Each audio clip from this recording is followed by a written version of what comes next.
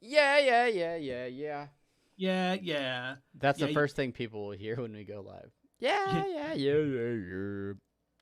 yeah. Because we're live. We're live now. Turn on the radio. I'm gonna turn on the radio. It's not unusual to be loved by anyone. You like to play games, but I never really do it. Yeah, this radio station sucks. Change the channel. Uh, yeah, that guy that did the Blink 182 cover. Um, so Yeah. yeah. You know what? I'm now getting What is now that we're live getting fantasy say? football updates Say from thing. Say your. from Bob Carroll, the original sponsor. Oh, now he's sending you updates. Well, after we're actually talking. Yeah, so here's the thing. Here, welcome to the pre-show, everybody, guys. How's it going, President Business? Um, do I make a last minute correction with my fantasy team, or do I just take the zero with Hi. Sutton's not playing. Sutton's not playing. D squeeze 3 3 2 1. Hey. Is football on right now? Yeah, football's on right now. Did the game just started It's or Monday night. There's a double header. Monday night double header. what is so that there's the two games are going on as we speak? Well, it's one and then the other. Oh my god, is one almost done? Are you making an update to your fantasy before the other one starts? I was gonna try. Honestly, if we hadn't gone live right when we did, I would have been able to handle all of this business not live. But it's the first week of the NFL, which is exactly what we're gonna talk about in this episode. Let me shoot. Let me Oh god. Brandon, tell me who to pick up as my Oh franchise player. geez. Oh geez. Your franchise player? I don't know. Boulder Dash Smith. Boulder Dash Schmurgersford. Oh, do trade Vadinsky. That's his name. Don't. I'm not saying trade Vadinsky. I'm saying you should make trade Vadinsky your franchise player. Yeah. You see, trade Vadinsky has been with the Smatterhorns since his rookie year. He was drafted in the 7th round as a running schlack, and he has shown nothing but A promise. running schlack. Nothing but promise for the game. He's a regular Gore Vidal.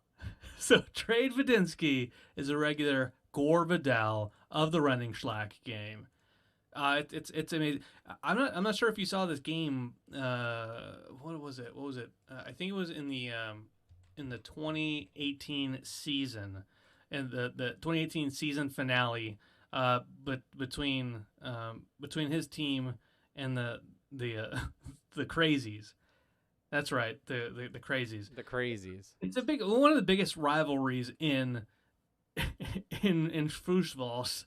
Uh, it just The Schmooshmalsh.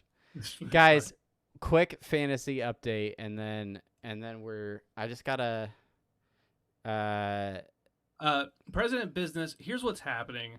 We started recording. We're like, we're gonna do a podcast, and then as soon as we hit the go live button, Travis decides I'm gonna take this opportunity to just stare at not a stream camera but a fantasy football lineup. all right. So here's the deal. I am in a fantasy football league that is run by a bunch of crusty old retired computer programmers. And they have some very strict rules, to include that you can't pick up a franchise player, like you can't replace a franchise player unless they're officially listed as or or what's the other option? Like IR, yeah. injured reserve.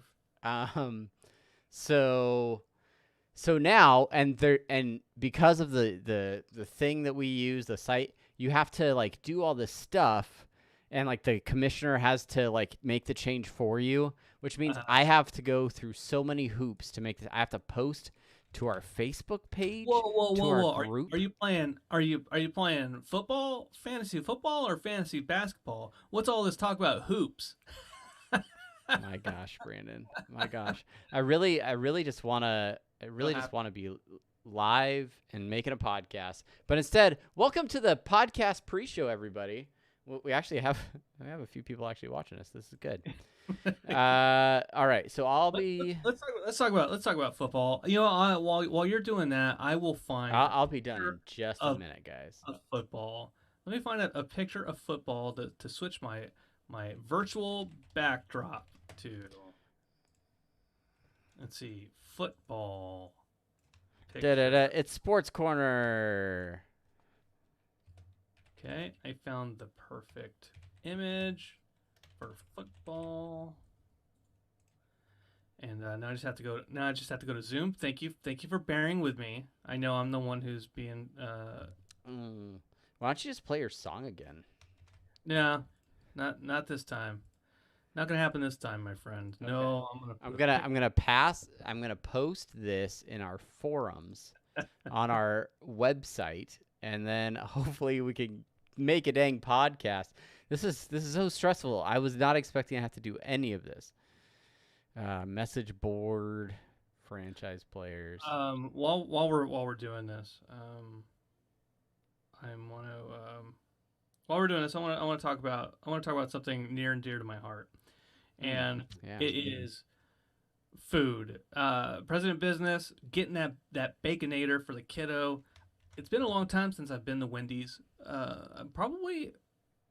Probably 6 months or more, which I'll talk about. Before I moved to Florida, I wouldn't have been able to tell you the time before I moved to Florida that I'd been to a Wendy's.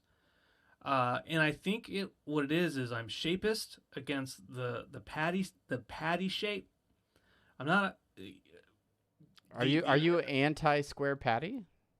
not that I'm anti square patty. I just saw the football you posted behind. It just doesn't appeal to me naturally. It's like it's like corn. If I'm looking at a menu and there's no pictures, right? It just says this thing with corn in it. To me, for some reason, the description of corn is disgusting in my mind's eye. Yeah. Uh, but and it turns me off to ordering that item. But I have gotten items with corn in the description, and I'm like, this is good. Corn is really really good. I really like it. Also, if I see corn on the picture of the menu as well, like if it's not like on the cob, that's fine. But like creamed corn or like corn mixed in with other things, like a taco salad, the corn mixed in with the beans on the salad, it disgusts me. I'm not in for that at all. But if I eat it, yeah, that's all right. It's pretty good. It's pretty good. Um, going back a little bit, D Squeeze mentioning the new spicy McNuggets and sauce are so good. Is that spicy McNuggets at Wendy's? Are you saying the McNuggets at Wendy's, or are you saying McDonald's has McNuggets that are spicy? I need to know. I thought I heard McDonald's was getting spicy nugs. Okay, wait. Are you talking about spicy nugs at McDonald's or spicy Yeah. nug from Wendy's and they're serving it now at McDonald's? But yeah, they just buy them at Wendy's and then put them in different packages. Remember, not more than a year ago, like Burger King and McDonald's, they came together for like a real brief partnership to No. for charity. You don't remember that? Oh, I vaguely remember this. Yeah. I believe Yeah. that happened. I believe that happened at one point. Oh, whoa! D Squeeze physically unable to eat corn off the cob. Wow. I love some elote. Yeah, yeah. Yeah. That's Spanish for chimney. Okay. Here's the deal. Or chimneys. Fantasy management has been completed. For those of you that are interested, currently trailing by 1 point. So big things happening in tonight's game. Could go either way. I will probably lose. But that's out of the way. It's done. Hopefully that guy just picked up will score a touchdown. And we can move on to the actual apathetic enthusiasm whenever you're ready, Brandon. I need to take a break. Okay. All right. We'll be back right after this. No, you're not allowed a break. No, you're done. No. Unless Bob is texting you too all of a sudden. Actually, I strike that. Yeah, I just got a carrier pigeon, and looks like I have to update your fantasy WNBA league. My fantasy water polo league. Yeah, tis the season. Tis the season. Yeah, get those horses in the pool. It's time for water polo. It's normalizing things, right? Like a lot of people don't realize that us in the water polo fandom, we've been waiting for a long time for the games to come back, and they finally found a way to do it safely. Yep. And chlorine kills the coronavirus. Who knew? They're just all in scuba gear. That's all I think of when I think of water polo is just dudes like this deep in the pool with a ball, and they're just like yeah. And I'm like, why are they? I guess it's a juke thing. Like, when are they gonna throw it? I have a lot of friends from high school that played water polo actually. So yeah, I think if your high school had a water polo team or a dive team, then you came from a rich high school. Ooh, because I had both of those things, and no. If you had a dive team, we had a dive team because we had the de facto pool. There were 2 high schools in my city, my suburb, and we were the only one with a pool because we were around longer. I don't know. Okay. The other school was the rich school. But they came and used our pool. Well, at one point in time, you must have been the rich school, and then by default, because we were the only school. Right. Well, you had a pool. Well, I don't have a pool because I'm not rich, Travis. Well, I don't have a pool now because I'm not rich. So your high school had a pool, it had a dive team and a water polo team. It was a rich school. All right. I'm not gonna lie. We're so rich, rich. Thank you. Because I don't know if you're tracking my logic here, but if you had a water polo team and a dive team, you went to a rich high school. All right. And this feels... you went to a rich high school because your high school, by had your own a dive team and a water polo team. Correct. So my high school didn't have a dive team.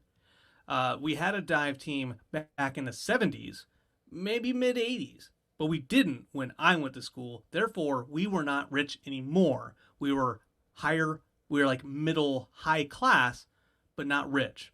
We hadn't reached that tier because we didn't have 2 of the 2 that I already specified makes us a rich high school. Did you have a lacrosse team?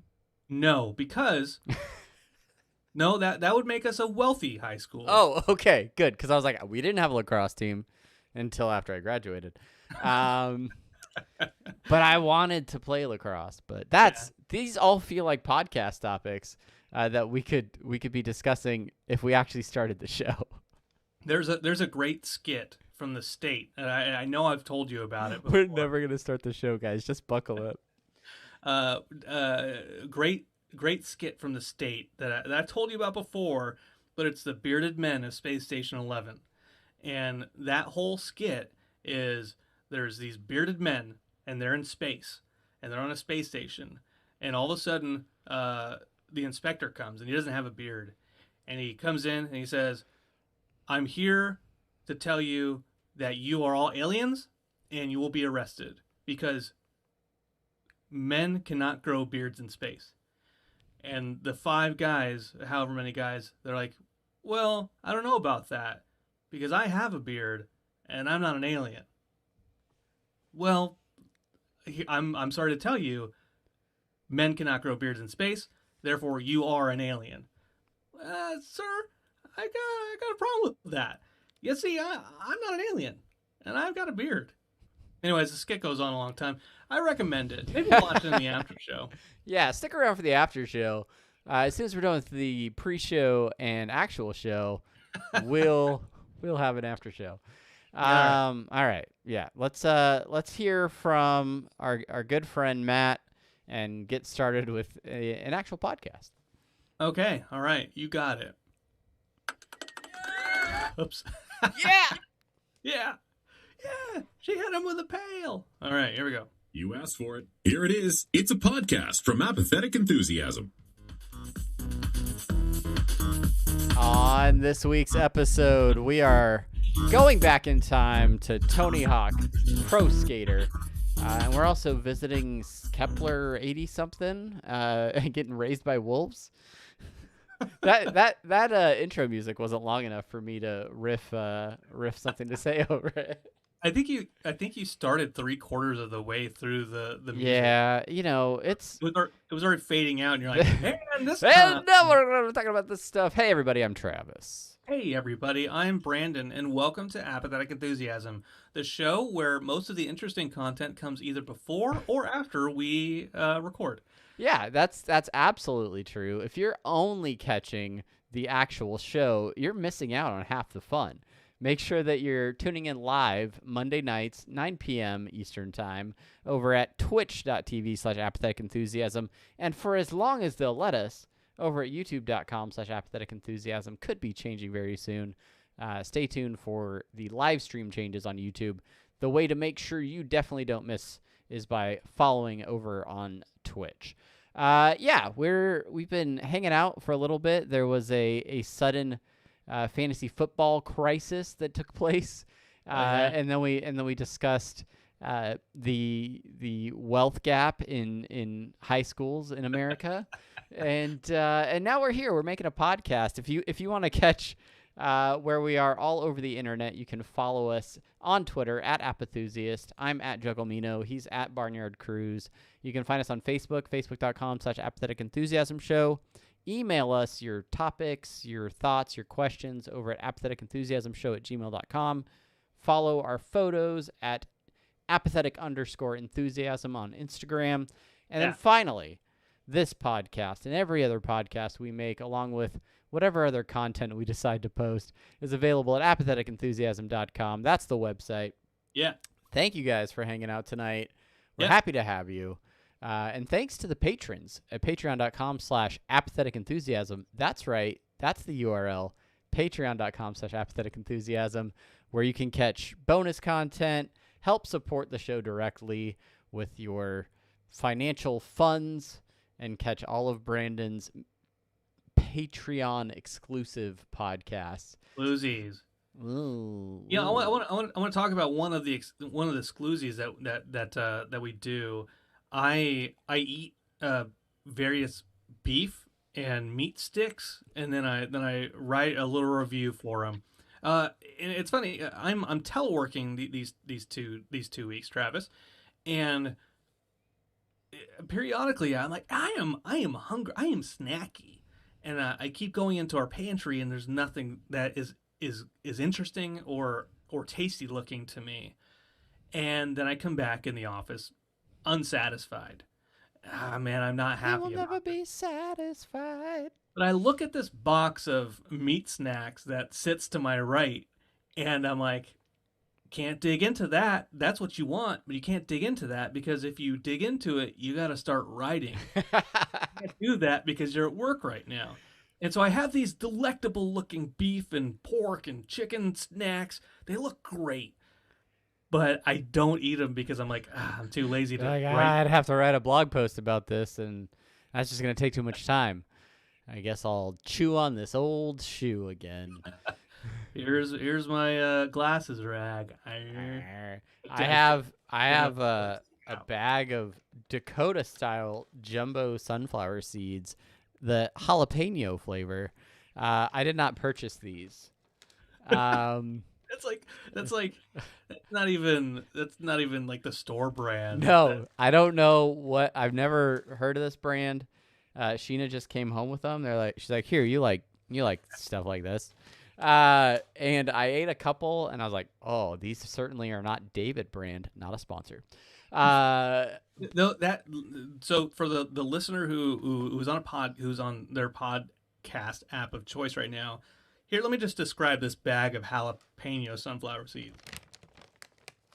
It is a generic-looking red, generic-looking red plastic bag. It looks like someone took another plastic bag, like of a different type of brand, and like somehow just erased it and then put shitty jalapeno writing on the front of it.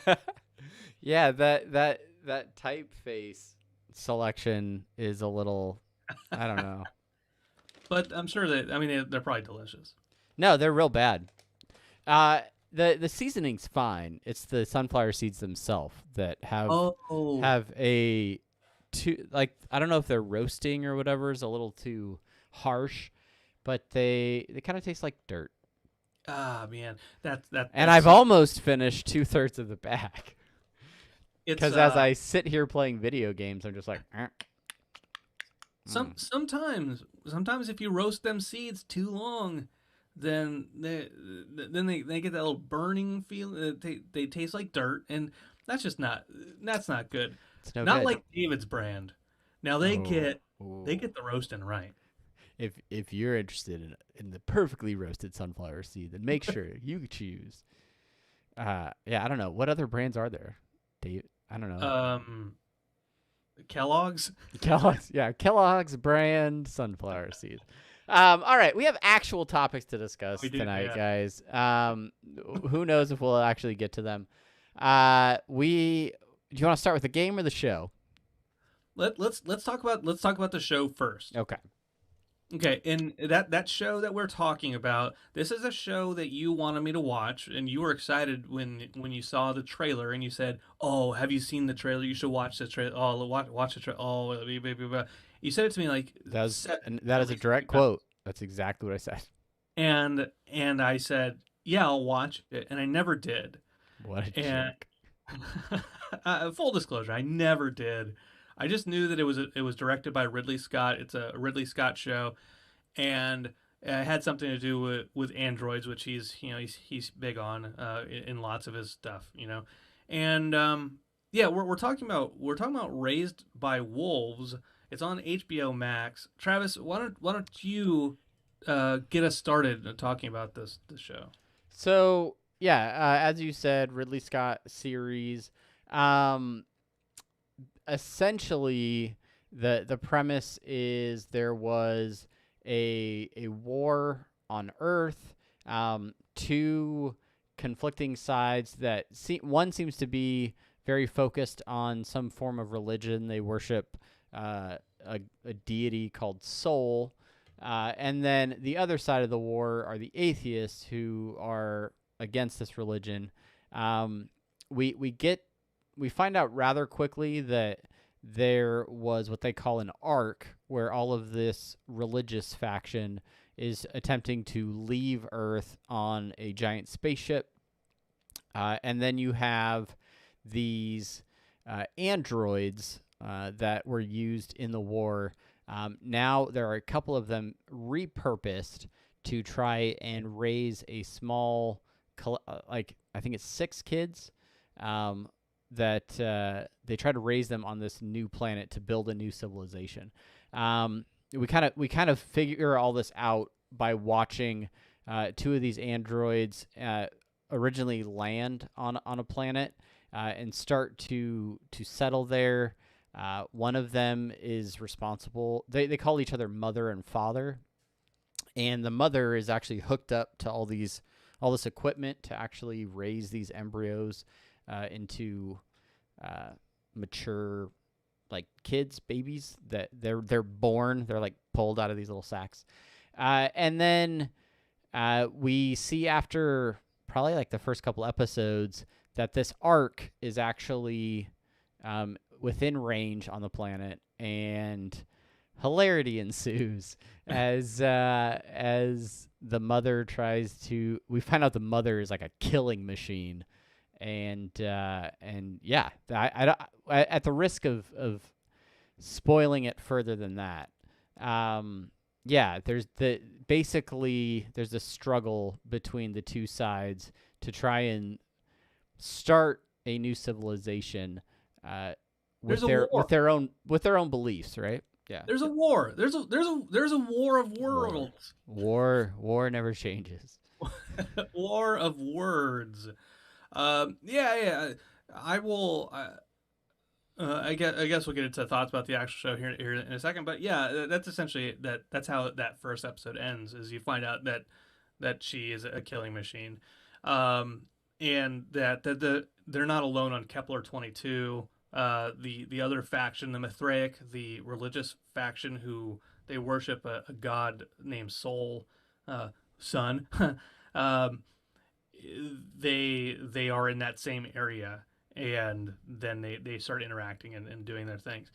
Yeah, I watched the first episode last night because for some reason this last weekend I was just horrendously exhausted. I don't know why I was so tired this weekend. But yesterday we had dinner, and then I laid down on the couch. I put on Mr. Deeds, and then perfect falling asleep to movie. I didn't get past the credits. No shit. I fell asleep before the opening credits. Yeah. Yeah. And then I woke up at like 9:30, 10. Like, oh, I don't want to go. I don't want to go back to sleep yet. It's still too early. And so I'm like, you wanted to talk about this today, and I'm like, okay, I'll watch the first episode. Watch first episode. It was okay. It was okay. I wanted to give the second episode a shot to see if I liked the show more. And the second episode I thought was much more interesting. It got more interesting. Because what I'll say about the pilot, the pilot episode, the first episode, is that it's very slow burn, and it doesn't explain a whole lot, and some of the like the mother and father, the two android characters, are like, when you first see them, it's kind of their outfit is cheesy, and I was like, what the hell am I watching? Yeah. Their suits are plastic, basically, and Yeah. they had like weird plastic helmet. And I totally forgot about those helmets. Yeah, those helmets are real weird looking at the beginning. But by the end of it, I was like, okay, that was all right. I want to give it another chance. How did you feel about the first episode? And you watched multiple, I think. Yeah. So there's 4 episodes out currently. The release strategy, they released the first 3 episodes on the premiere about a week and a half ago, and then new episodes are coming out on Thursdays. So the 4th episode came out this past Thursday. Because of that slow burn in the pilot, in that first episode, I think that was part of the strategy for releasing the first 3 as a set. Is there's not a lot of information in the first one. It is very slow. The actual first episode is directed by Ridley Scott, so he definitely takes his time and lets the environment and sort of the mystery surrounding what's going on with these 2 androids, who they are, what their past is, why they're there. He's not giving you anything super fast, giving you time to figure it out. And yeah, after the first couple, I was like, okay, I get a lot more about what's happening. There's references in the first episode where they're talking about, other like the arc or other things that are happening, and you haven't really been introduced to those things, so you just kind of have to assume like, all right, I'm I'm gonna figure out what this is about.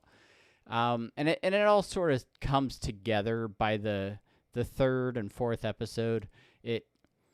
You start to get a real sense of like what the plot is, what we're dealing with, sort of what the values are for either side, and as well as really starting to grow attached to specific characters and their own motivations and things like that. And so I'm at the point now, 4 episodes in, where I'm excited to see what's going to happen and see, I don't know, where the show takes the storyline and how it develops some of the other characters. But it's still pretty early. I don't know how many total episodes are in the first season. It looks like this says there's 8. There's 8 expected episodes. So I'm already halfway through.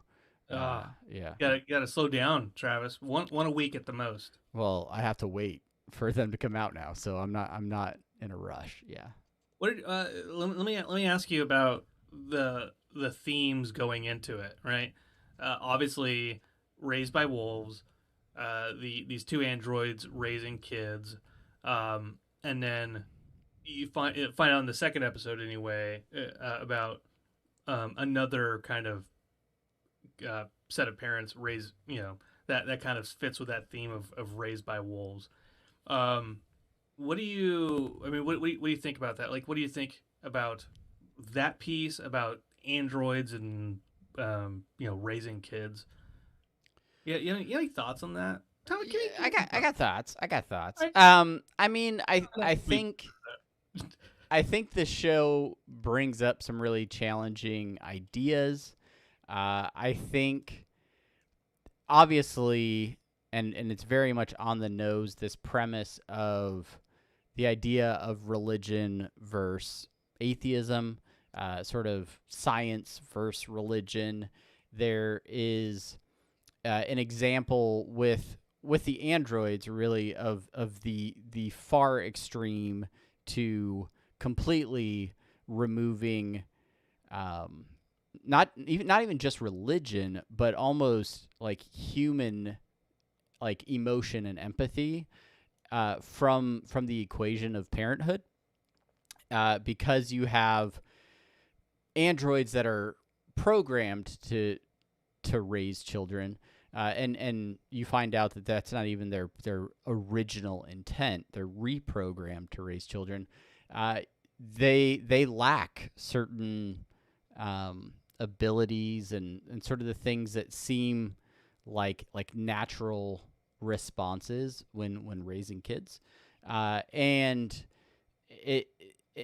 they still exhibit certain traits and they aren't completely like lifeless androids. They definitely seem to have their own motivations and desires, and they have complex feelings of jealousy and things like that are really interesting.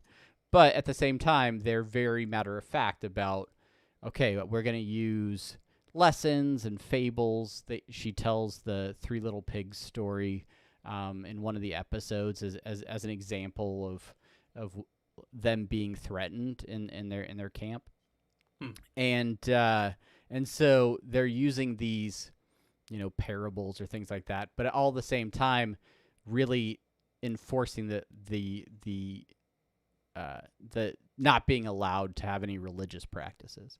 And then you mirror that with the Mithraic people whose entire life is focused around religion. Everything they do is based on their religion for Sol. All of their symbols have like suns on them, so they're sun worshippers. But Sol, they're not worshiping the sun. It's like some sort of deity that is related to the sun. And so everything from their like building this ark, their practices through prayer and all these other things, very much focused on religion. And so there's that argument, like, are they focused on like the tangible things that are happening around them, or are they using their religious structure to hide certain things. And very quickly you discover that there are very corrupt individuals in this organization who are preaching one thing but behaving very differently. And so there's interesting conversations with all of that. And I don't know, I think it's neat. And when you discover a twist about certain members of that party, now you start to see like how those belief structures overlap. And when you get, religious people in with the atheists, or atheists in with the religious folks, like how their backgrounds challenge the systems that they're in, but also how they influence others. It's I don't know, it's really interesting. And that's only 4 episodes in. I'm sure they're going to continue to push that further as they go through with the rest of the episodes. Yeah, very, very, very, very good overview on that. Yeah, I again, I've only seen 2 episodes, but I'm with you on that piece of it being an interesting conversation. The religious versus atheism aspect is extremely on the nose, almost a little, maybe not cringe, but like okay, all right, come on. It's extremely overt. Like, yeah, there's a lack of subtlety to it at times, but there's also nuance in how the interpersonal sort of relationships develop through those structures.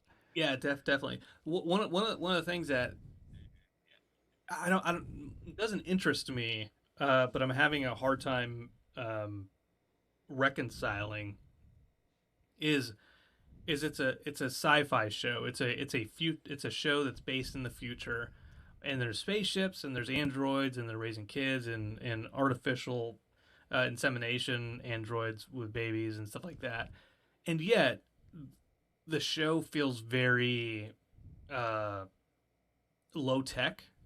It's high tech future, but it's also very they're living on a planet with not very much technology, and yet there are certain aspects of the show that are still like super high technology, like Metropolis looking android type thing floating around, that type of stuff, which it's a weird mix of the two worlds. Like even like the Mithraic, right? They look like the Knights Templar, like you'd see in the Middle Ages, right? Right. Or like the Crusades. It's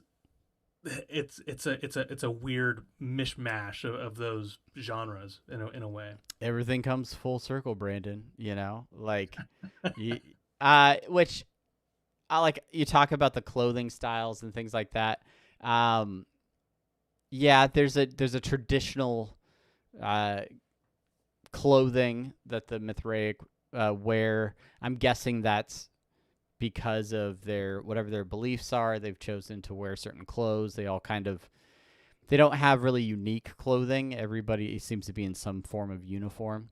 But the way Ridley Scott has really tried to blend a rustic or like natural environment with all of these injections of advanced technology, I don't know. It is interesting. I feel like it works for me. I don't feel like there have been times when it's been too jarring. But I also assume they showed up with limited resources and crashed their plane or their rocket, whatever they're in, right when they got there. So whatever they brought with them, were also limited by what they were able to, take with them. So I don't know. I think there's a cool mix to it, and it works for me. I don't really have a problem with it. I like the sort of contrast in styles. And contrast in styles is really what is how I feel about it. I mean, overall, I plan to watch more episodes and finish it up just to see it where it goes. But I'm not thrilled by it. It doesn't when I stop watching it, I'm not like I gotta figure out what's going on with Raised by Wolves. But there's a guy who I work with named Bryant, and he I'll probably tell him about it next time I see him in person, 6 feet away with masks. I say, hey, HBO Max, Raised by Wolves. Yeah, have you seen that? And he'll be like, yeah, man, of course I have. Where have you been? I'm like, Of course I shit. have. I was Of course on. I have. Yeah, I will say, if you're only an episode or two into it, it is a slow burn. Very much. So, and it's not the type of show like a Lost or things like that where the mysteries are so high that you're like eager to get to that next episode because you got to figure out what the smoke monster is or what's inside the hatch, right? There's some mystery to it, but those aren't the driving elements of the show. So the show takes its time. And really it wasn't until even this fourth episode where I was like, did I make a mistake with the show? Like but I continue to be interested by it. I'm very curious what directions they will take with some of these characters moving forward. And there are some mysteries that still linger. And they're not necessarily mysteries to the viewer.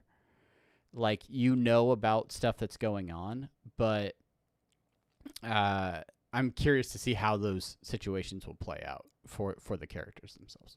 Yeah, I'm trying to think about the mysteries aspect of it. I'm really trying to figure out and put into words how I feel about the mysteries piece of it, because as you said, it's not a Lost style thing. It's not even a Prometheus, another Ridley Scott thing where Damon Lindelof created all these mystery boxes, and then they're like, what the hell? Why is this Prometheus? The mysteries are like oddly I'll say shallow. That's the only one I can think of it really right now. But maybe I'll use a comparison. The Wire, which is one of the best, if not the best show that has ever graced television. And don't at me or at me. Adam, just Adam. Hot takes on Apathetic Enthusiasm. But The Wire was a show where the first couple episodes of that show, you're introduced to all these characters and you don't know who any of these characters are really, and they're talking about other characters, and the plot is moving forward, and it's more novel where there's already stuff going on and they already have a history with each other, and eventually it starts panning out, and then it starts exploring everything a little bit more. Whereas like Chelsea never wanted to watch The Wire, and I made her watch an episode. She's like, I don't know what they're talking about in the first episode. I don't know what they're talking about. Who are they? They were in trial. Who are they in trial for? Like, oh, you'll find that out later. It's that kind of mystery where they talk about things as if you already know what they're talking about. And in The Wire, where it's grounded in reality, because Simon, the creator, like, he took stories from his life, and then it's all about Baltimore, right? They're all true stories in some way, shape, or form. But when you're talking about aliens and you're talking about far out worlds and androids and stuff like that, future religions and killer robots, and yeah, it's a little bit harder to be like, okay, well, you need to explain this. Don't just say Mithraic and blah blah blah, or don't look at her. What that doesn't get explained until later. Does the scene where she goes and gets the second set of kids, is that in the second episode? No, that's in the first episode. Oh, okay. So that's how they end the first episode. It's with her going up to the ship and stuff. Yeah. That was pretty intense. Like, that was pretty badass. Yeah. But her turning into a badass, which, spoiler, she turns into a badass, an evil, like, crazy badass, that there's a janky kind of split where all of a sudden she is a badass now, and I was like, wait, what? Oh, what's happening?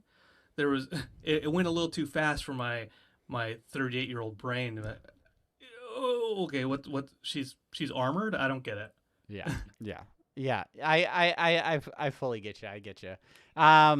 Overall, I would give this a tentative recommendation.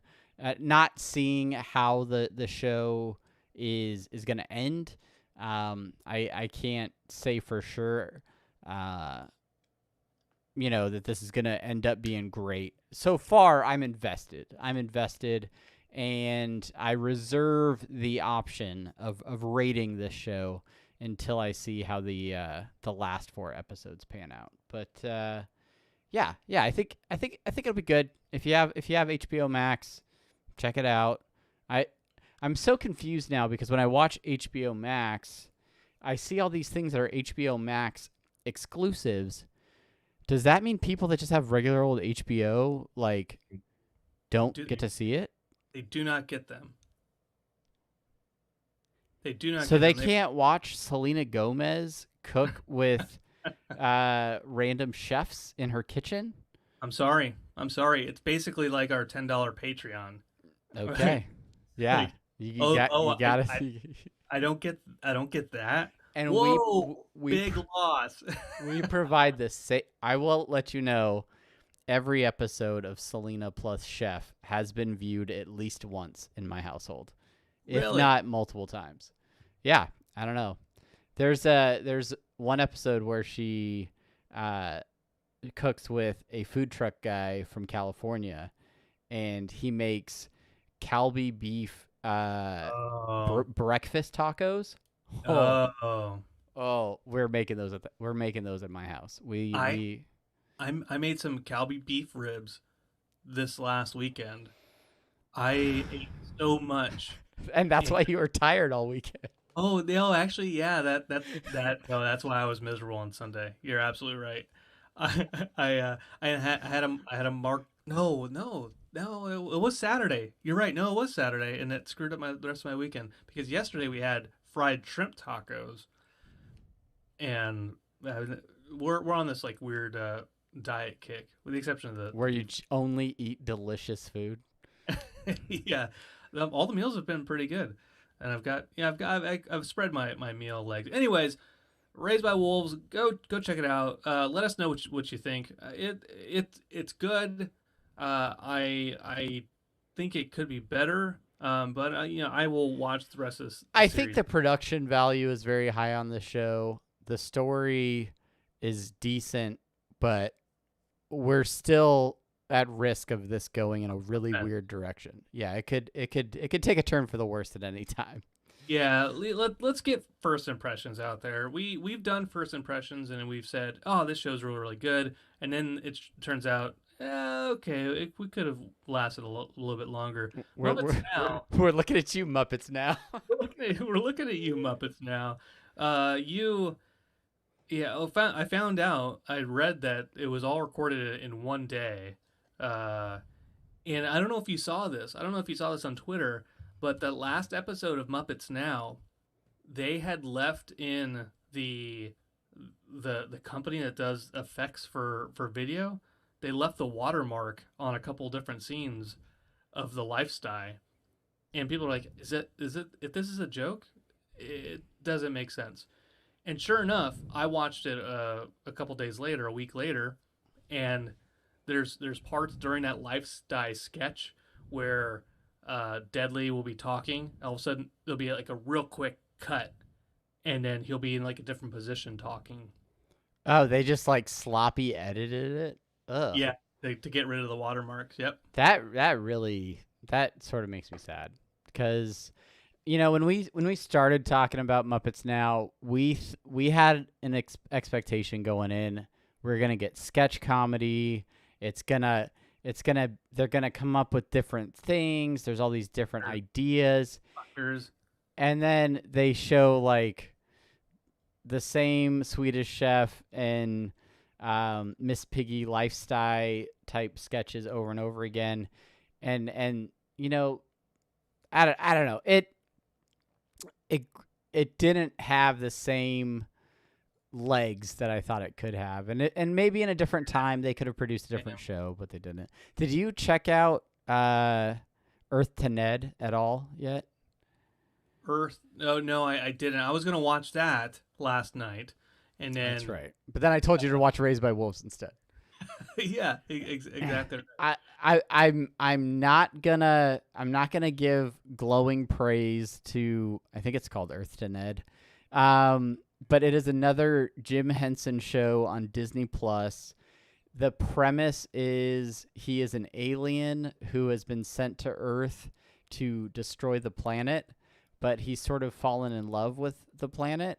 And so instead, he's hosting a late night talk show where he beams celebrities to his ship and talks to them about like the Earth and about being a celebrity.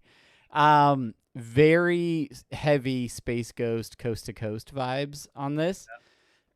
Only watched a couple episodes, but it's got promise, and some of the interviews are outstanding, and his little co-host that he has is he's got some good like man on the street type things that he does. I want to get your opinion. I want to know what you think about it. All right, because it's interesting. Okay, I will watch it, and we'll talk about it. We'll talk about it next week. Yeah. All right. If you're listening to this, go check out Earth to Ned. I think that's the name of the show. Yeah, it's the one with the alien. More space talk. And then we'll talk about it on next week's episode. But before we get out of here this week, we got to talk about some video games. We got to talk about some nostalgia. We got to talk about Primus. Jerry was a race car driver.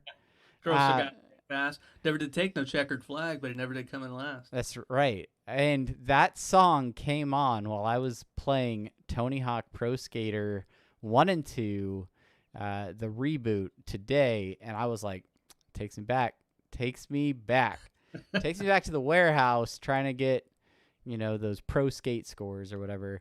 That's right, Tony Hawk Pro Skater 1 and 2, the reboot, the remaster. Is there an actual name for it? Like, Pro Edition or Tony Hawk's Pro Skater 1 and 2 looks like. Okay, all right. It's out. It's out for PlayStation, Xbox, and PC. Even though I didn't realize it was out for Xbox, and I bought it on my PC. Let's see. Did you didn't get a refund? I haven't done a refund yet. I don't know if I'm going to. I think you have like 1 to 3 days or something like that. All right. Well, we'll figure that out later. If it's anything like Steam, then you've got a couple days for a digital refund.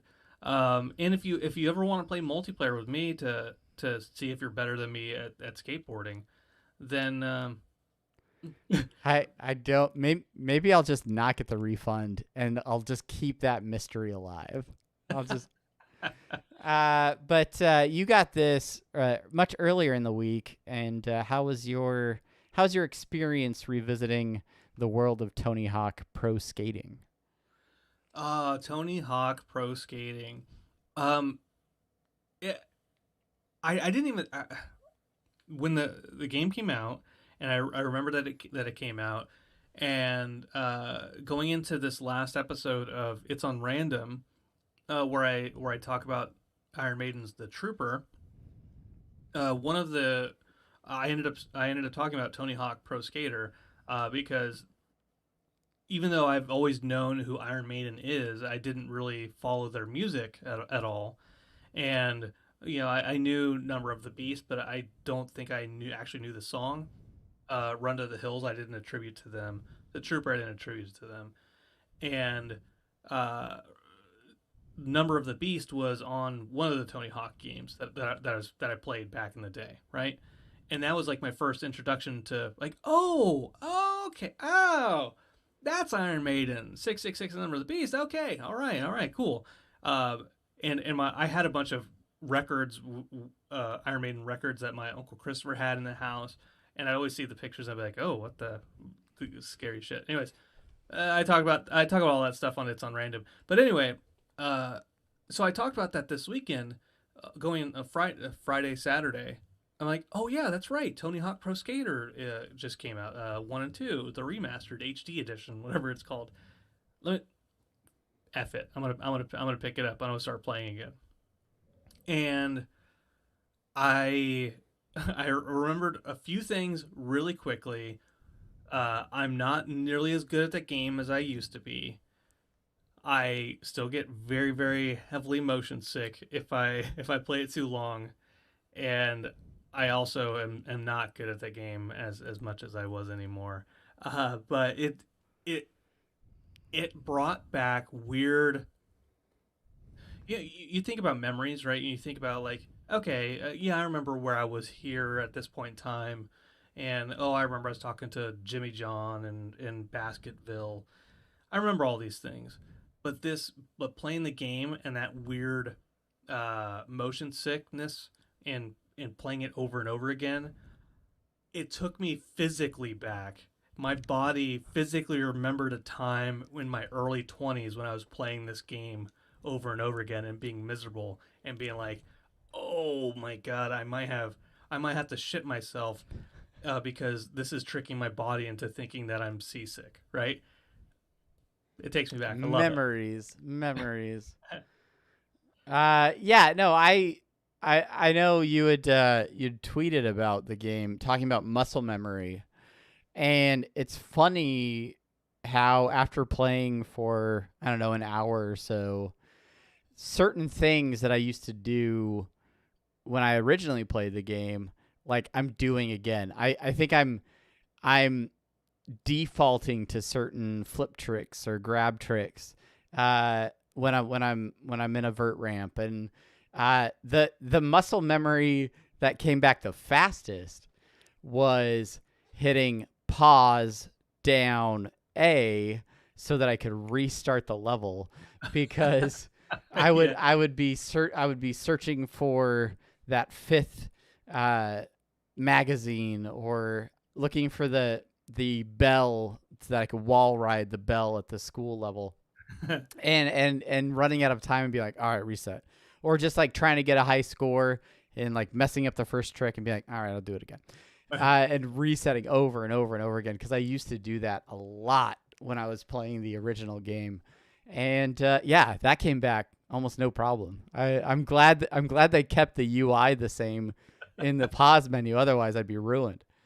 But yeah, I don't know. The game looks good. It's not perfect. But I mean, it looks great compared to, the original version of the game. And it doesn't seem to, I mean, they've added some detail. They've added a little bit more in the environments, but it still has that same feel that you remember these environments. It's almost like you remember them the way you want to see them, as opposed to the way they actually were, right? Yeah, like, right. yeah, this is the school level. And there was that there, and you go off the ramp, yeah. But I went back and looked at a video of like the blocky, original Xbox or PlayStation, yeah, it would not look as good as it does in this game. I told old Matt Size Mode, like, you gonna get Tony Hawk Pro Skater? He's like, yeah, sure. Is it multiplayer compatible with my Nintendo 64? And I'm like, oh yeah, it is that old. And yeah, it looks great on the Xbox, PS4, and the PC. If you compare it to those old, then it looks amazing. If you showed Brandon Cruz back then what it would look like today, he'd be like, how does that even possible? How do games get so This is magic. This is magic. How do they do that? Is that actually Tony Hawk? Does he really get all staticky when he falls and then recreate himself? Like, whoa, is that his actual voice? yeah. One of the really cool things. One, we talk about couch co-op. there's not a whole lot of couch co-op games out there. I think they're making kind of a resurgence a little bit. But my son is 8 years old, and he's getting better at games now, and I can sit there with him and play Castle Crashers and the Scott Pilgrim game that's going to come out later this year, the Battletoads game that just came out. I could play those games with him and have a good time with it. In Tony Hawk 1 and 2, this new game that came out, you can do multiplayer games. You could do horse, where you have to they have to match a trick, and then you spell out horse. There's graffiti, where the high score you get on a certain, whether it's a ramp or a rail, you color it your color, and then whoever has the most graffitied items at the end, you win the round. There's a couple other games like standard high score or highest combo score, that type of stuff. But there's also free skate, which is legitimately all you're doing is picking a map, and with no time limit, no score limit, nothing, and you're just skateboarding around this map. And my son and I have spent so much time just skateboarding and like just hanging out with each other, just grinding rails, watching him fall, and you see each other as you're skateboarding around, like we're in a school, right? Yeah. And Classic map. we were in the gym. We're doing like the half pipe in the gym, and at some point in time, the motion sickness got to me. I was like, okay, I need to take just a little bit of a break. I can't do it anymore. And I stopped skating, and I was playing as Rodney Mullen, and he just sat down on his board, and my kid was just still skating and grinding away, and it's like, oh yeah, this is exactly what I would do in real life. I would just I'd find a shady spot, sit on my board, watch my friends have fun. And I tell you, with no pressure to have to compete, and just having fun and just grinding or manualing or doing some reverts, doing some half pipe tricks. It's a blast. I'm having a good time with it. If I just got some more Dramamine. Yeah, just a little bit more. Yeah, I gotta say, I mean, this game is not anything new. If you have played the original Tony Hawk Pro Skater games, you know what to expect here. They've added some more elements to the core game in terms of additional challenges. There are more sort of unlockables where if you do certain trick combinations or score certain points in certain areas, you can unlock more level. Like there's experience points in this. You can level up your character, which is cool. That's a good thing. And then obviously you can earn money, which then allows you to buy things in the skate shop, which is everything from different skateboards to apparel, things like that. And it's a way to customize your characters, and you can pick your different skaters and things like that. So, I think it's good. Have you created your own skater yet? You probably haven't had time to do that. I have not. My 8-year-old has his skater who started, and that's another thing. You level up your skaters as you go through. So even if the way the progression works is you start off with a level, you have all these different goals for it, and then you complete those goals, and then that you unlock other levels, right? Okay. You don't have to unlock all the goals in order to unlock new levels. You only have to do a certain amount, but that's how you do it. And on each level, at least in the Tony Hawk, I think all the levels have this. There's stat points that you can get, that you can gain by doing tricks or grabbing the little icon, and you can assign those stat points to your skater to increase their air, their vert, their manual speed balance, their grind balance, their lip trick balance, etc. Their spin, etc. The ollie, all of that. So, kick, flip, the flips. The switch stop. Look, like all that stuff. Anyway, you can go through levels and collect those for all your skaters and level them up to make them better. My son has his skater. It doesn't really look like him. I have my skater that I bought some new boards.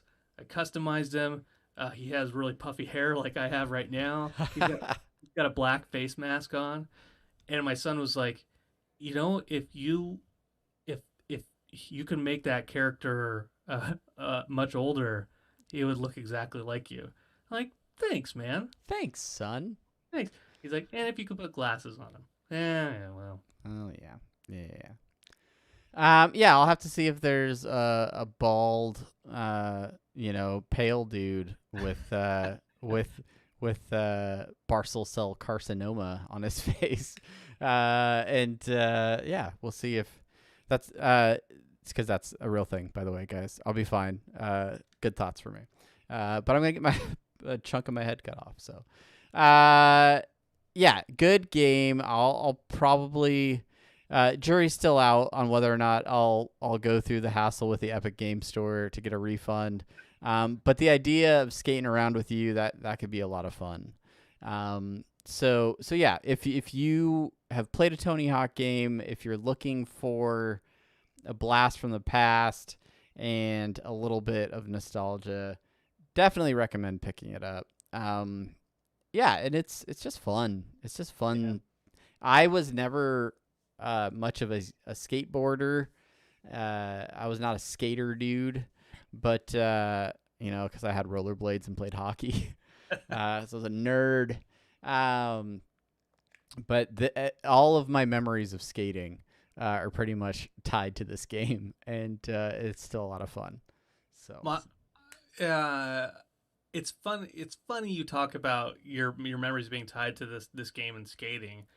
I was a skater in junior high and maybe my freshman year of high school, and then I got out of the habit when I learned how to drive a car. And my skating experience, my skateboard game experience was Skate or Die and Skate or Die 2. Skate or die. Die. Skate or those are my experiences. And when Tony Hawk came out, the first one, I was like, I like did the little jerk off motion, like okay, ooh, big whoop, Mr. 900 coming out with a video game, big whoop. Yeah, I was at my phase in my teenage years where like, yeah, okay, people like it. It must be fucking posers, that type of stuff. And when I was in Mississippi for school, that's when I learned. That's when I was like, I picked up Tony Hawk 2 and I started playing it. Like, oh, that's actually really, really fun. And what I'll say about it is this: yes, it is. If you've played any of the games, you know how the mechanics are, but if if you play it now, it will just go to show you just how good the feel, the mechanics, the controls, all of that stuff are. The addicting nature of the game itself, it stands the test of time. It really does. Yeah. I don't think I can emphasize that enough. Like it, you might be like, oh, I played that when I was 16 or 20. I'm over it. But if you give it a shot and you see how good the graphics are, you see how good the controls are, it will take you back and it will make you realize, you know what? No, some games are just that fucking good. Yeah, it really does. It stands at all of the things that were fun about playing it as a kid are still fun. And even just you talk about that free skate aspect. If you're not trying to unlock things and open up levels, just the ability to go and grind and like see like how big of a combo you can stitch together. And I've already gotten back into the habit of like doing that long grind combo at the end of a round to see how much overtime I can stretch out and get those huge combos at the end. So much stuff. It's a lot of fun. Yeah, hit us up. Let us know if you're playing. I saw some dude get $13 million point combo today. I watched the video. I was like, That's unreal. I'm not gonna try that. I'm not gonna do that. I did do the multiplayer, which the multiplayer is with like 5 or 6 other people, random folks, Mm-hmm. and all those different modes that I was talking about. And I thought I would go into it and be like, oh god, a bunch of people who are way too good for me. And it's true, they are way too good. They are way better than me. But it's still fun because everyone's grinding the same rail. Like you're like, it's oddly a community where you're like, yeah, you're at a skate park and you're hanging out with other people, and everyone's sure you're kind of competing, but you're also all just having fun together, enjoying this love of skateboarding. Yeah. It's really weird. Okay. Anyways, I'm done. All Check right. out the game. If you're on Xbox, hit me up. We could play sometime. If you're on the Epic Game Store, which Yeah. nobody, If you're playing on PC, send me a tweet or something. All right, guys. I think that is going to do it for this episode. Thank you guys so much for listening. Thank you for those of you that are watching live over on Twitch and YouTube. We are going to go do our post-show hangout for the live audience. If you want to be part of the post-show audience and hang out with us, make sure you are tuning in live Monday nights at 9 p.m. Eastern Time. Yeah, I know football's back, all right? I know it's back, but so are we. We're back too. We have some plans for another special episode of Interdimensional RSS coming up very soon. So if you're a fan of Rick and Morty and our Rick and Morty podcast, make sure that you are signed up for that. And yeah, thank you guys so much for listening. If you are new to the show, let us know. You can rate the show on Apple Podcasts or wherever you listen to your podcast. And we appreciate that you guys are here. Thank you for listening. Brandon, you have the final word. Thank you for listening. Thank you always for everything that each and every one of you does. All the good vibes. Good vibes to Travis and the whatever's on his head. And It's cancer. It's cancer. They're gonna cut it off my head. It's right here. It's right here. There Yeah, it is. Good. yeah. Good vibes. Everyone thoughts to Travis. Travis, you'll be fine. Everybody Travis. think about me. It's gonna Think be about fun. It's gonna be fine, guys. I'm just gonna have. I don't grow hair there anyway, so it's not gonna be a problem. I'm already bald. You guys think about me all the time, and Think about me for once. rightfully so. But it can't always be about me. You should think about Travis in his time with me. All Okay. right. Okay, we're out of here. Thank you guys so much for listening. Bye, everybody. Bye. Hope that's the right music. It did.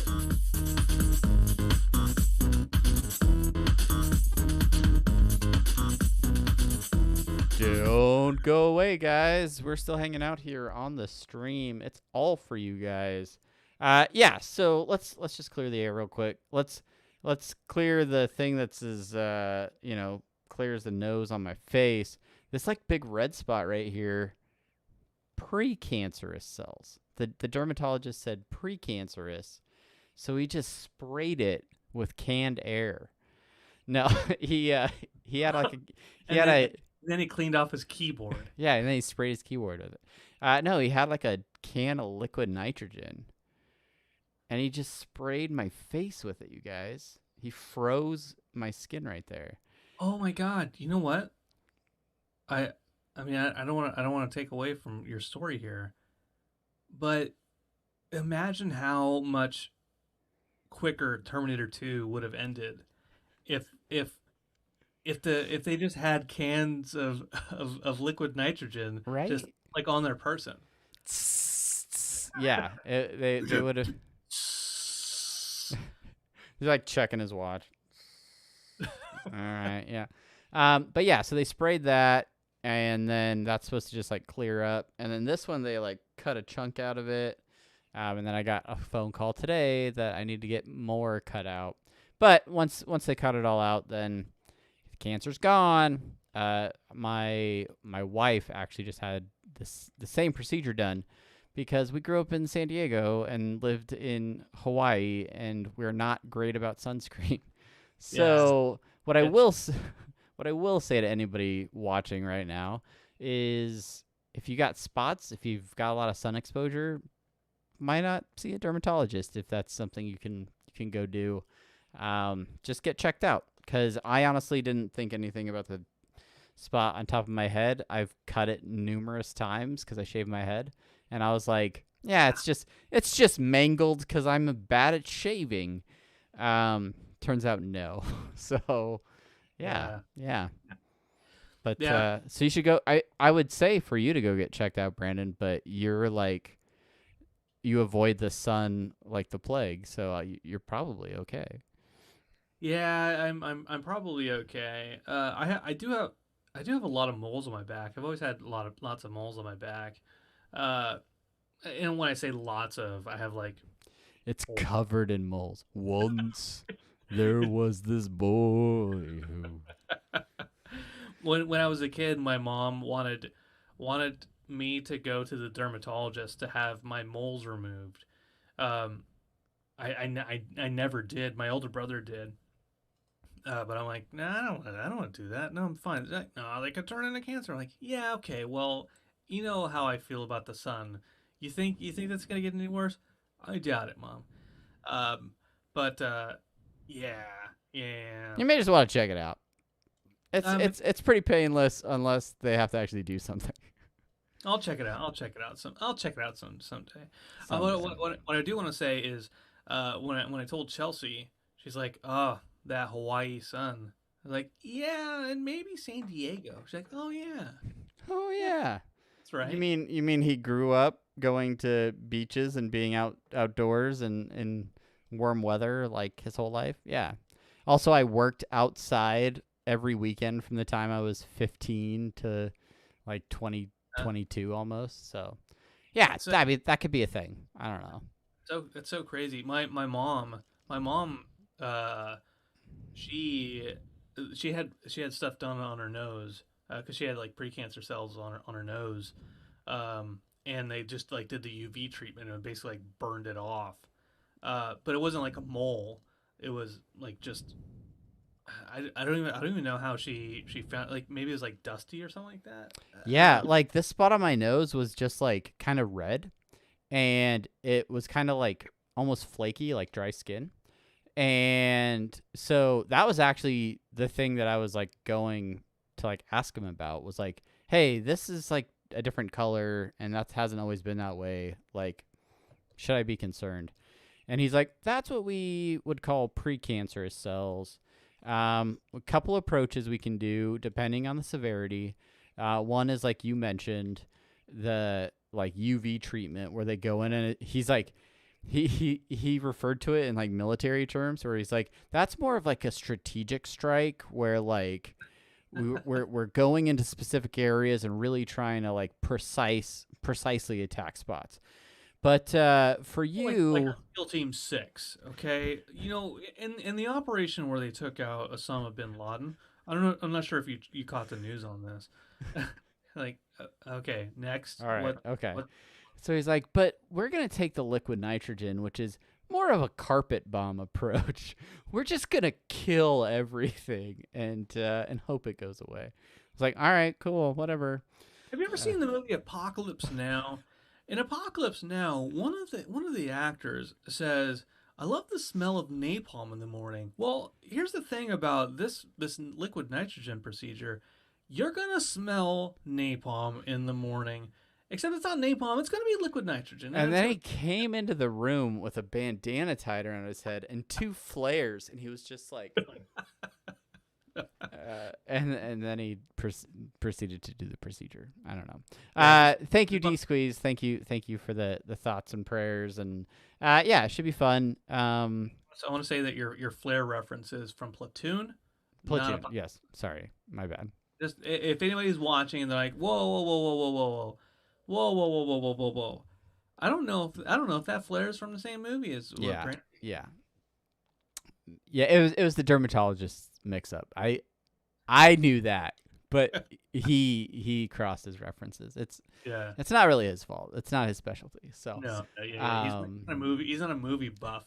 yeah, he's all about skin.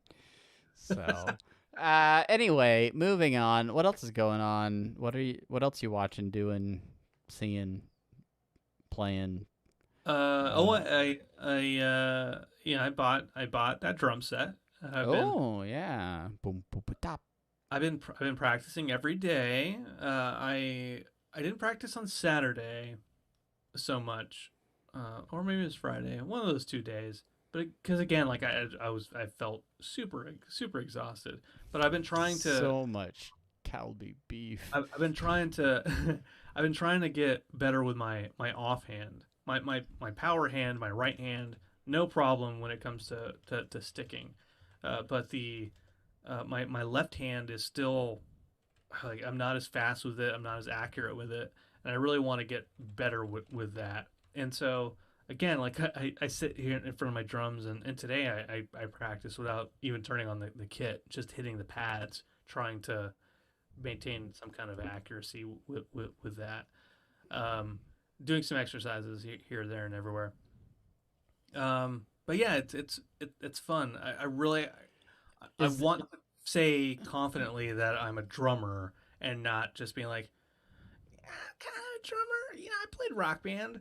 You know, I want to get away from having to say that. is there a resource that you use for teaching you different like techniques or like I don't know, are you just familiar enough with the drums now where you can kind of cuz my son got a set of drums and I was like this cool, but like are you going to actually learn how to play them? And now he knows like a bit. The only thing that I know how to play on the drums, I taught him, and that's sort of all he knows, and that's pretty much it.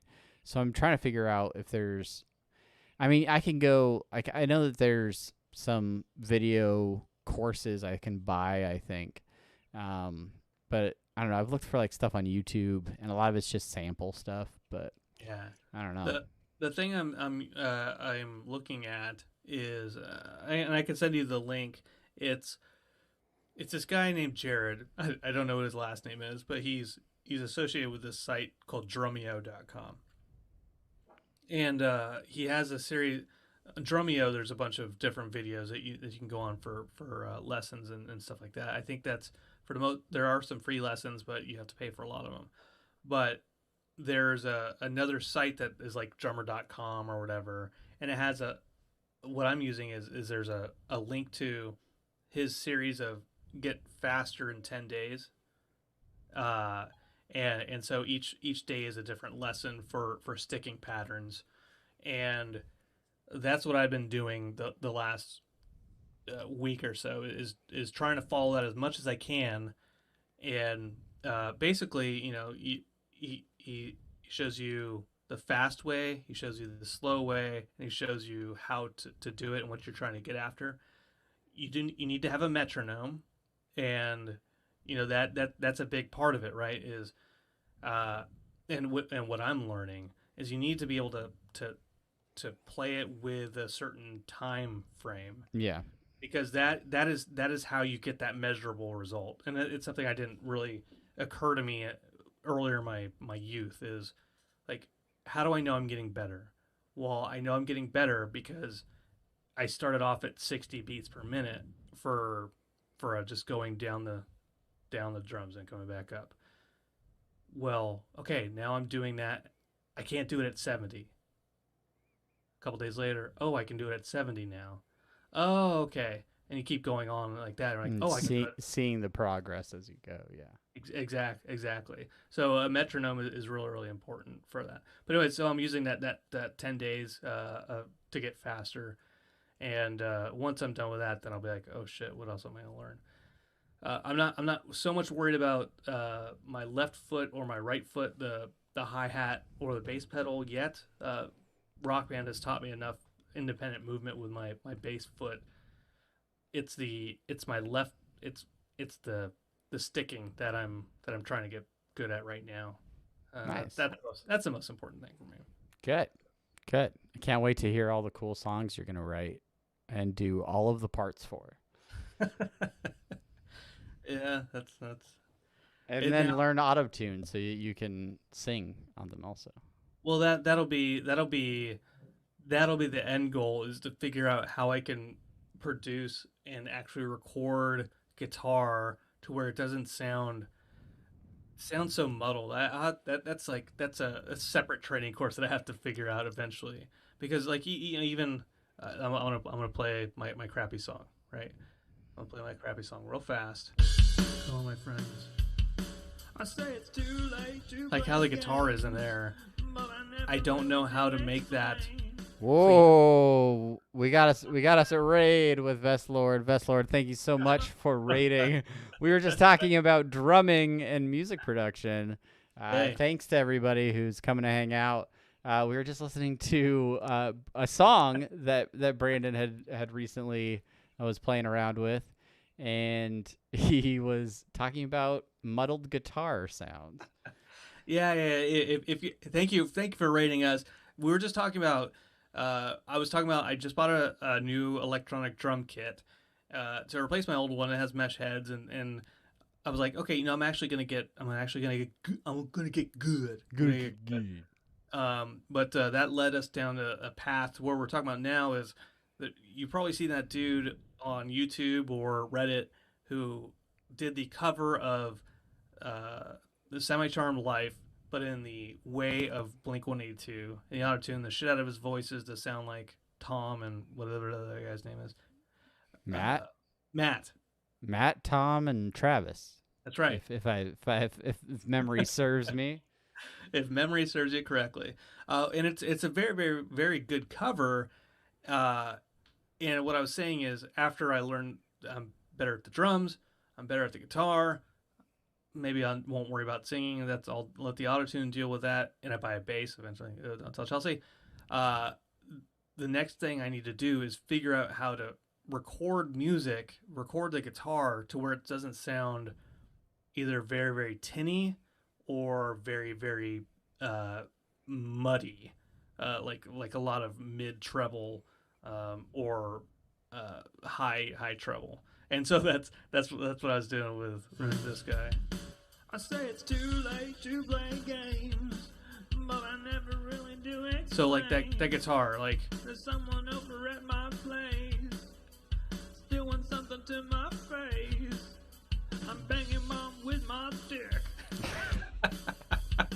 I'm banging mom with my dick. That it's a test song, okay? So here's I want to be real transparent with you here. I couldn't tell where the guitar was in that song. Like, and that's something I've just come to know about myself, is like I am not musically talented. I have dabbled. I've learned a couple songs on a guitar back in like college. I've played around with the drums before, but I don't like know an instrument. And even to the point where like certain like things that are all stacked on each other in a song, they're like, "Oh, listen for the guitar in this." And I'm like, "What's a guitar sound like?" No. Like I definitely heard the drums. I heard the drums. I heard you. Too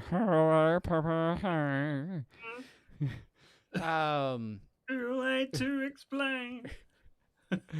But there are definitely times when like I have to be like, okay, there's the bass. All right, okay, I got it. It's weird. I don't know. Yeah. I appreciate music. I know what I think sounds good and what doesn't, but there are times when I'm like not able to pick out all the parts perfectly. Yeah. Well, because I don't have a good electric bass, I don't record any bass for any of my songs. I have an acoustic bass with a passive pickup, which means it doesn't translate very well if I'm playing it into an interface into the computer. Basically, it's very low and you can't hear it. So I never bother with it. I try to plug in a guitar and then lower it as the bass is, raise the bass as much as I can in all the other ones, just to like try to get that feel, but it never works. It just makes it sound kind of shitty. So I don't put bass in there at all. That would add some stuff to it. You just gotta hook up your pocket operator, Brandon. But the guitar, like in that song, like there's three guitars essentially. There's supposed to be a higher end guitar which is more like trebly, and then a lower guitar with bass. But they share the distortion, which I think is part of the problem because then there's phasing issues. And then there's a lead guitar which is like the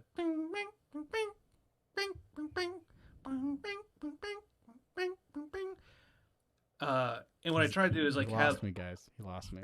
like try to, because when you think of like soundscapes and you think of panning, you got panning and you got reverb. Panning makes it to be like left or right, and then you got the reverb, which makes it feel either like further in the back of the mix or kind of closer up to the front of it, right?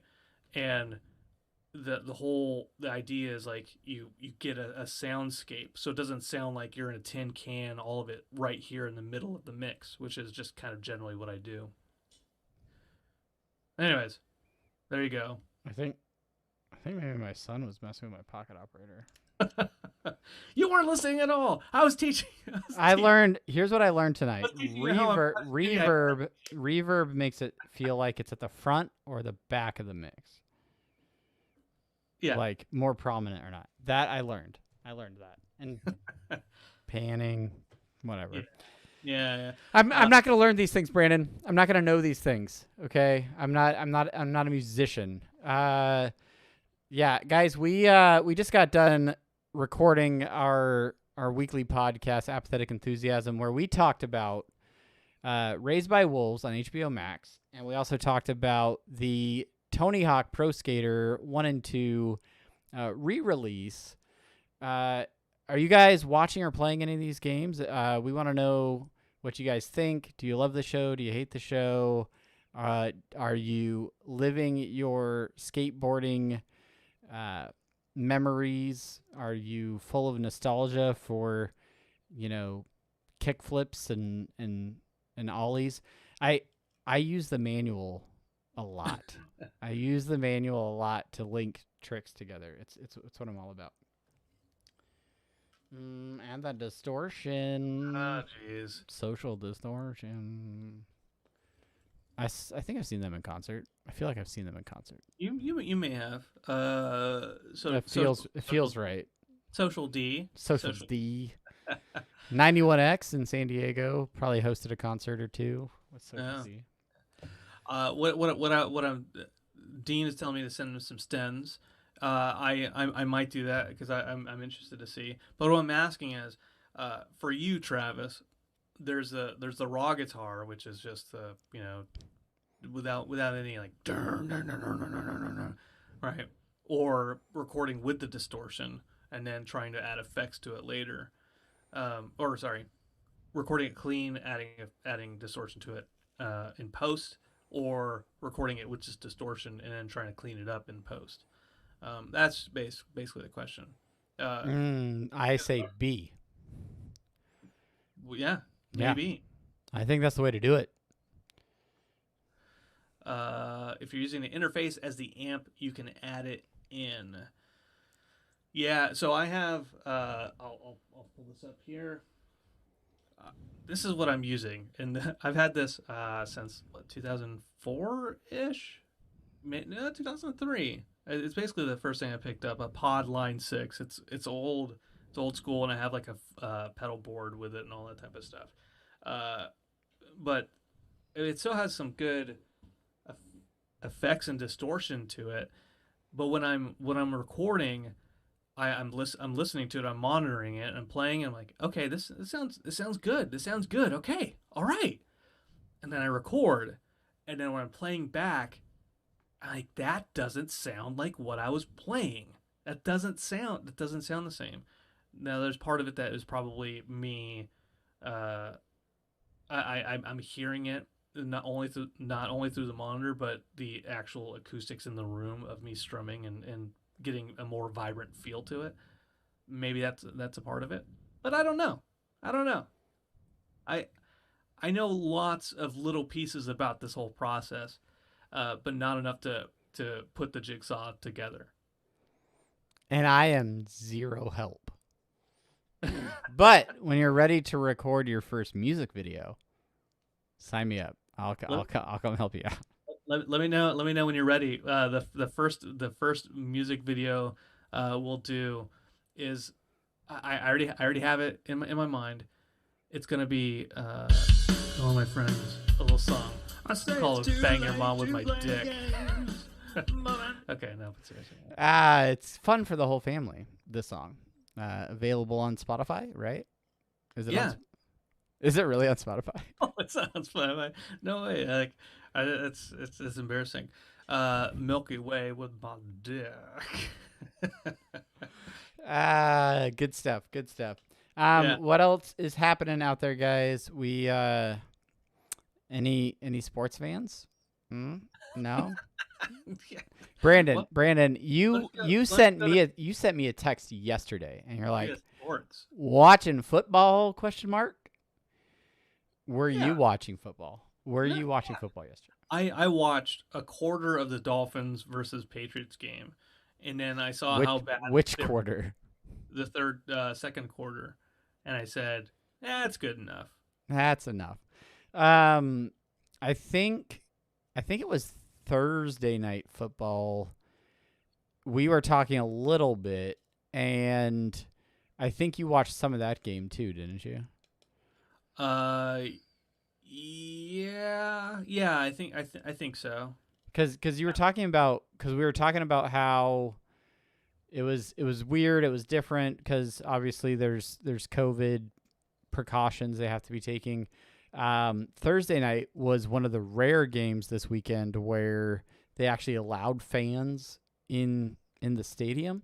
Oh yeah. But we were talking about how strange it was that having football back kind of normalizes a lot of things and makes things feel, I don't know, not super strange. And part of that's just, I don't know, football has become such a popular pastime in the U.S. and so many people follow it. And with everything that's going on, it was just kind of one of those things where it's like, all right, yeah, football's back.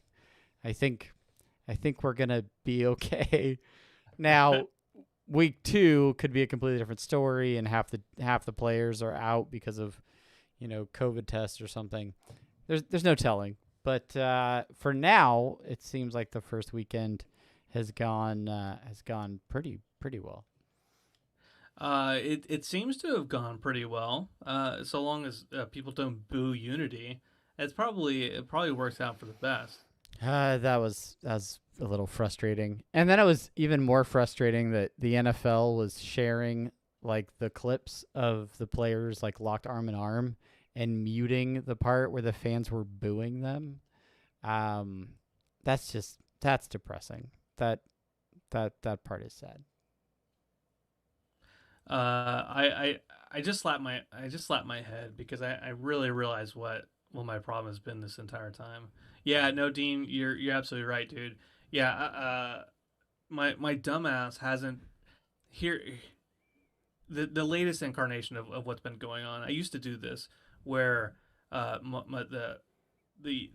this Line 6 pod has two outputs. It has a left and a right. It has the left is mono, I think. And what I used to do is I'd have like the split and then go into 1/4 inch cable into the input, right? And then that would be the stereo. It still didn't sound good, but that's probably my fault. What I've been doing lately is with my Rodecaster, it goes from just the left into a 8mm or whatever, and that is mono. So it's losing some of it, and of course I'm monitoring from the pod, and so it sounds better and when I'm playing, but then recording it's not doing too great.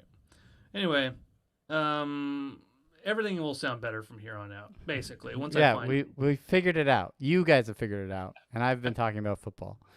Yeah. But yeah, it's gonna you're gonna get there, Brandon. Football is great. I like football. Here's the thing though, like It's fake normalizing things.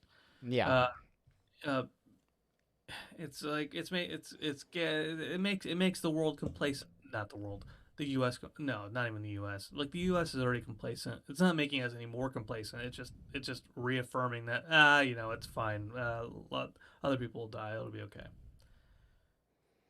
Yeah. That's But Belichick is wearing a mask. That was nice. yeah. Yeah. Well, coaches are wearing masks. Most of them not covering their nose when they're wearing them though. So which Class. again, and that's something that I noticed. I watched Hard Knocks this season because one, because it was LA teams, and two, because I was very interested in how they were utilizing the Fighting. biting. Thanks for being awesome. Thanks for rating. Yeah, if you're not following Vest_Lord, go check him out. Our friend from Geekade. He is streaming all the time, so make sure you go and check out Vestlord. Yeah, like these players, these teams, they are COVID testing daily. They have a lot of resources to mitigate, possible threats from spread. Money. Women. Power.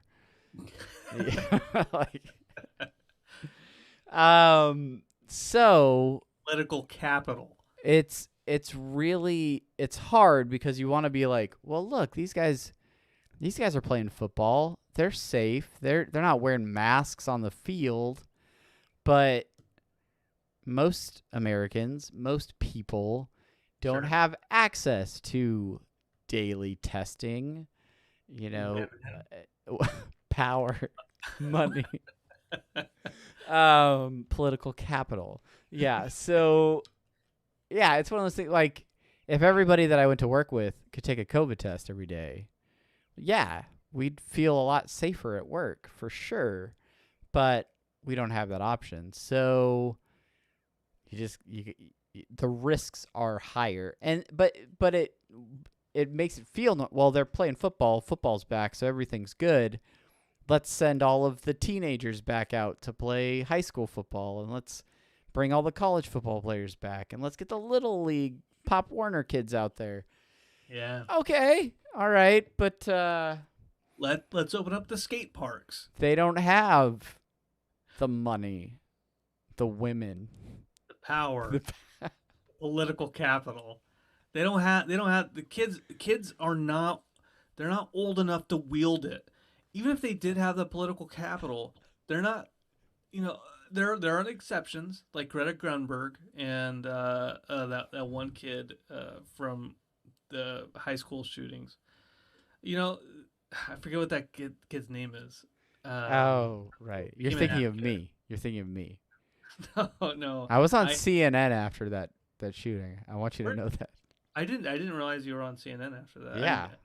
I didn't Which do anything, but I had to get up at like 4 a.m. because I was on the West Coast, and it was a morning show for CNN. of course, So it was a morning show. There was a shooting. Okay.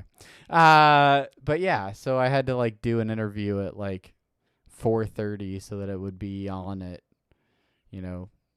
for like 7:30 on the East Coast.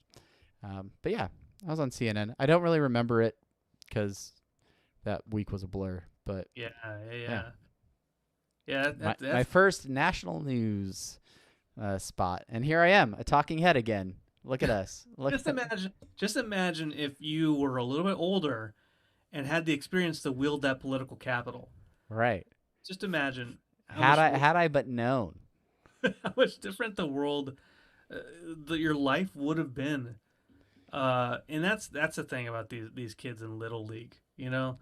They cannot fathom how they can shape and create their own reality, their own way of the world, if you will. Yeah, with all of those endorsements that they're getting, and yeah, Red Bull, decaffeinated edition. It just sounds like piss in a can. without taurine, you know. That's right. Monster Ecto cooler. That doesn't sound too bad, actually. Doesn't. Uh, Have you had Bang? Have you drank? Have you I drank have Bang? I have not had a Bang, and I early in the year, and this goes back even to last year. I've really tried to limit a lot of the Energy types drink. of beverages that I'm drinking. Right, so Bang. I started to wean myself off of like energy drinks, but Uh-huh. I was still having like a lot of soda. Yeah. And then beginning of the year, I quit soda. So now I just basically drink water, coffee, uh, those like bubbly waters, Yeah. and like beer and liquor. Sometimes iced tea. Sometimes I have tea also. But that's pretty much what I drink. Huh. Okay. All right. Well, if you do get back into energy drinks, uh, Who knows? 2020 still has like 3 months left in it. Anything some could happen. some people do like Bang, and here's the thing about Bang. Here's the thing about that Bang. There are many different flavors, many more flavors than even Red Bull has. You know, at your local supermarket. Does Bang have like a birthday cake flavor? Yes, like a rainbow unicorn. They got flavors that At least they're not marketing to kids. they don't. They have flavors that aren't actual flavors. You know, like they just have names of other things, and they're like, yeah, this is the flavor. You know, This even is Twitch stream flavored. like Ben and Get the new Jerry, Twitch stream Bang. their flavors are at the very least, you know, somehow oriented to a flavor of something. Cherry Garcia. Yeah, okay, it's Jerry Garcia, but yeah, cherry. At least they have that. Rainbow Unicorn is not a flavor of anything. It's a description of a mythological beast. It's two things that don't actually exist. Rainbows definitely do not exist. Nope. It's a government plot. The Gulfstream? No, what is that? Trails. Chemtrails. Chemtrails. That's right. Unicorns do not exist. It is the government plot using chemtrails. Unicorns, jury's still out on. Rainbows, definitely not real. Unicorns, we'll see. There's some compelling evidence on the internet.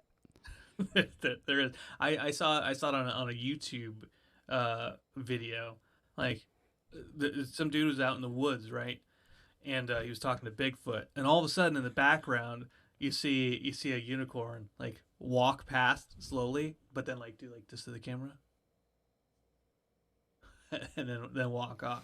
Like myth or fact. And then the dude who played Bang! Brought to you by Bang Energy Drinks. Anyway, yeah, Bang. So are you drinking Bangs? I've tried them before at the local liquor store or corner market. There was a like Bang people. They came with their truck and they had their display. Was it like a bus? Uh,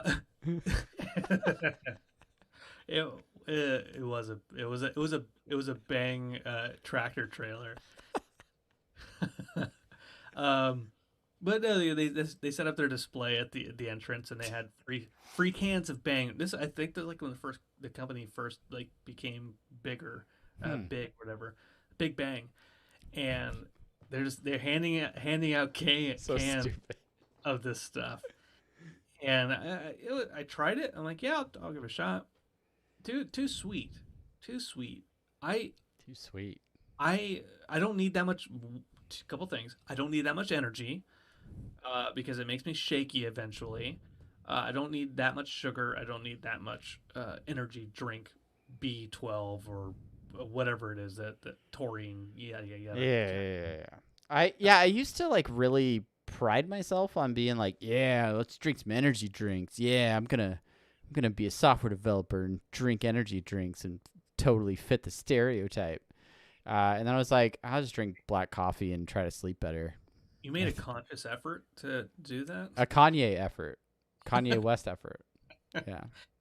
Yeah. Did I say Kanye's? I might be tired. I might need an energy drink. When he goes to sleep, is he unconscious? That's stupid. That's stupid. When he's going into a new social situation, is he subconsciously thinking? Socially conscious. We're dumb human beings. Anyways, Bang's not great. I go with the small Red Bulls. Nowadays the small Just sugar. mini sugar-free Red Bull. No, not the mini. Just that I didn't know that was a real thing. If that's a real thing, I totally made it up in my brains. Not the big ones, but the small skins. The OG can. Yeah, about that big. Yeah, like lightsaber. Yeah. Yeah. That's your handle. Yeah. Yeah, that's fine. I think Sheena just bought V8 energy drinks. It was like a V8 fruit juice energy drink that has it's got like a V8 fusion type thing with the fruit and the veggies, but it's the energy is like black tea, black and green tea in it. So they say it's supposed to be like a cup of coffee or something, but who knows? Who knows what Big Veg is churning out these days, trying to stay relevant with all the Bang Bros and other people that are the monsters of the world. The energy drink lobby is running on all cylinders. Those monsters. And it makes sense that they're running on all cylinders. They are just fucking strung out on their own supply. You think they get high on their own supply? You think they're like they got like the beer helmet with just like 2 cups, 2 different flavors of Bang going into the same straw? This is the unicorn leprechaun McScroogle mix. It's you'll see into other dimensions, man. This is movie poster flavor.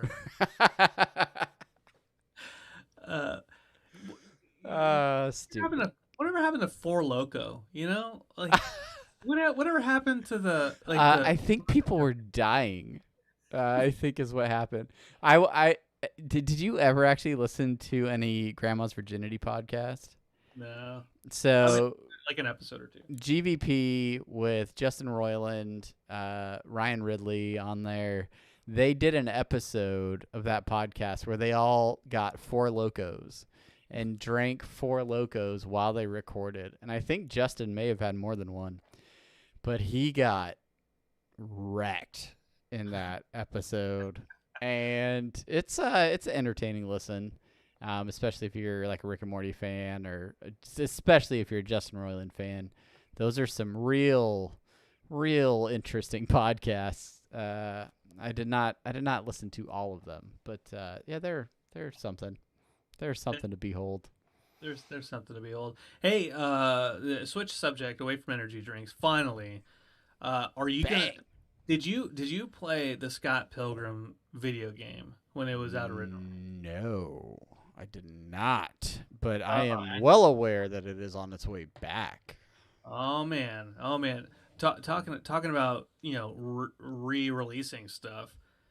I'm a little stoked for that Scott Pilgrim game because I owned it back in the day. Technically, I still own it. Oh, I wonder if I'll have to look that up. If you own it already from before, if you can. What platform did you own it on? Xbox Okay. 360. But are they? Is it the same game that they're just releasing again, or did they update it? They are I don't know. I didn't fully watch the Ubisoft presentation for it. I just know that it's supposed to be the complete edition, the original game plus the DLC, the two DLCs that they had for Knives and the other dude. And so I don't know if they're making it HD or upping it at all for the re-release.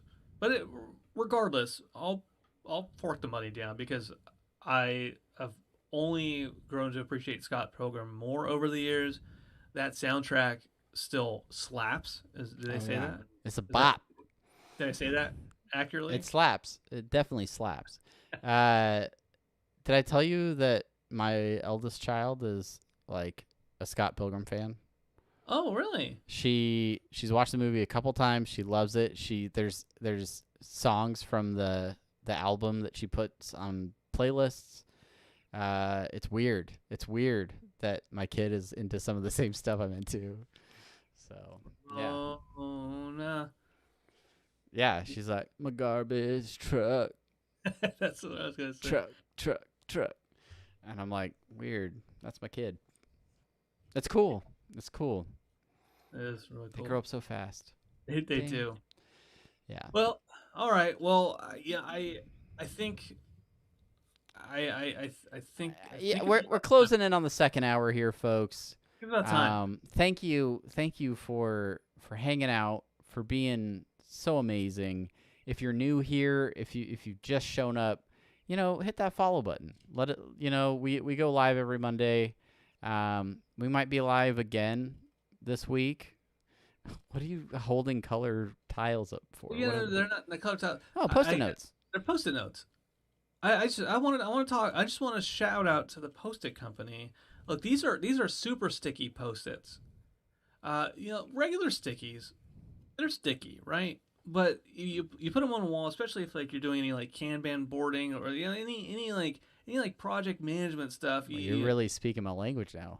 You write a sticky. What about a team retro? What if you're at the end, you're having a team retrospective and you really wanna get into the ins and outs of what went right and what didn't? Oh, damn. Well, you're gonna need some super sticky stickies because otherwise you're gonna write it down. You're gonna put it on a board, slap it on that board, right? You're gonna slap it on that board about 2 minutes, maybe less if it's a humid day. That shit's gonna fall right down.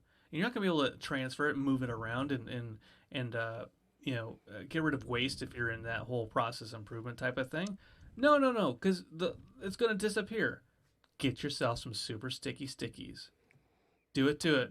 Brought to you by Super Sticky Stickies, Sticky Icky Bang Energy Drinks. Try the new Post-it note flavor of Bang Energy. Super sticky Post-it note. Bang. All right, guys, that's it for now. Thank you guys for hanging out, for being amazing. Have a wonderful week, and we will see you next time.